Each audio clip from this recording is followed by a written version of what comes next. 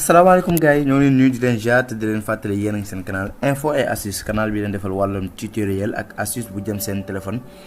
Android ak wàllum informatique leen ci jaaxal. tey dañoo ñëw ci suñu formation comptabilité I7 ma lay ñaan yow mi seetaan vidéo bu fekkee abonné ko demal nga abonné activer ko notification mu nga yokk doole chaîne bi waaw parce que chaîne bi ay formation ak yi vidéo am solo lay def. te vidéo bi jar naa teelu ba mu jeex bu fekkee bii mooy sa première fois teelu vidéo ba mu jeex parce que dañuy jàngale formation comptabilité I7 wala bu mu mën di doon d'abord bii mooy première vidéo bi moo tax ma lay ñaan nga seetaan ko ba mu jeex parce que ci la ñuy jàngalee commencement bi début ba fin parce que ay étape la boo seetaanee bi après am na beneen vidéo bi ñëwaat incha allah moo tax ma lay ñaan nga teelu bi ba mu jeex. d'abord dañuy dem créer benn fichier comptable la ñuy créer fichier comptable mooy lan. fichier